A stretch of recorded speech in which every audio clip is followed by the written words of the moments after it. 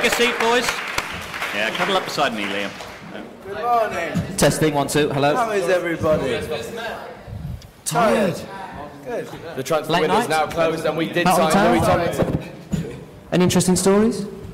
Anyone got any jokes? Comfortable, Morgan? Good. Thanks for coming. Guys, this is the moment I warned you about putting the phones down and getting on with the press conference.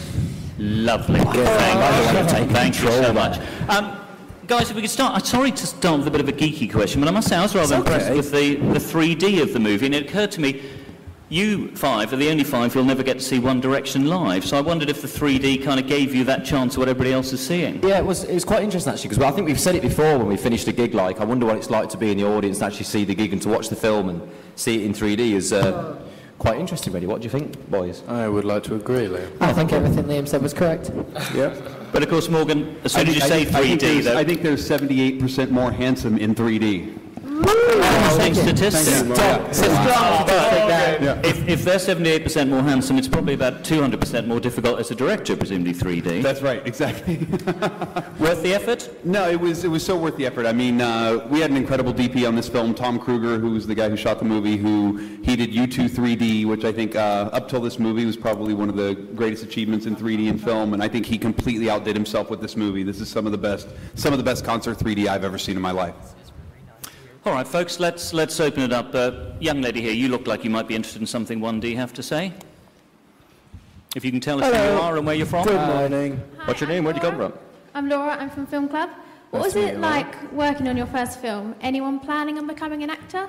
Who would play you in a film of your lives? Oh, 3 questions. Okay. I've made it go Which one to answer first? It was weird making the film, because in a way it was really strange, like having the cameras around, and then at the same time it kind of didn't make that much of a difference because they were just following us. There wasn't too much stuff that was, like big like setups and stuff, so it was kind of just getting on with the day while having someone in your way when you're trying to get out of a door. But it was good.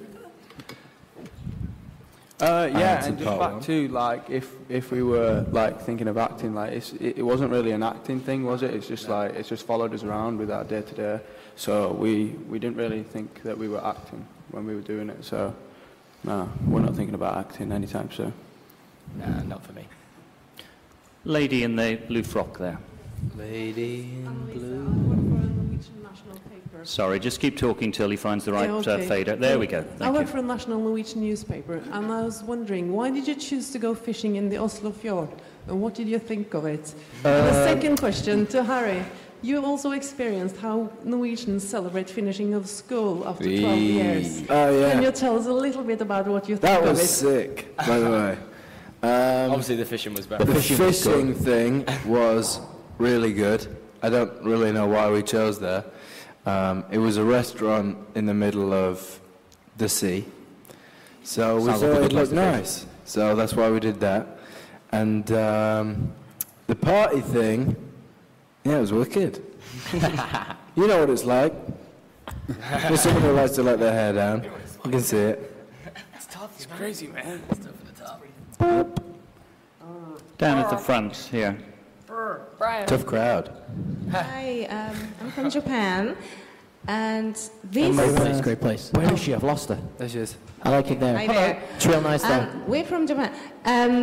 This film takes us through to all over the world as you tour the world. I was just wondering, would you say that One Direction fans are universal? Everywhere you go, you think the same loyal fans? Or would you say there are differences, like a characteristic, according to the sort of different country? Particularly, I'd like to know what you think of Japanese fan, but if you comment on different countries' fan, that would be great.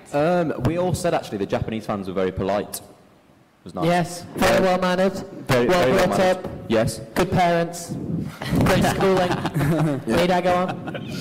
Anything else to add to that, Tom?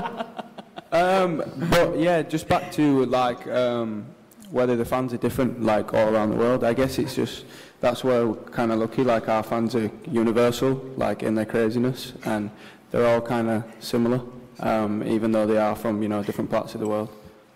What about you, Morgan? Because you were on the road with them, observing, landing and seeing each. Did you notice differences? And the thing that I thought was incredible is that everywhere you go, that you suddenly realize that it isn't just a British or an American phenomenon. That once they get outside of the country, everywhere they go, they're being chased by hordes of fans. We were in Mexico City, and there's 5,000 people camping outside the hotel. I mean, this is such a massive global phenomenon, and it's only growing. I mean, it was incredible to witness and see. Lady at the front. Thanks for the very nice words.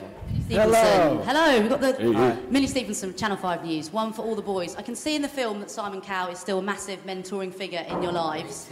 He did recently let slip that Niall, though, might be his favourite member of One Direction. Get your reaction to that distressing news, please.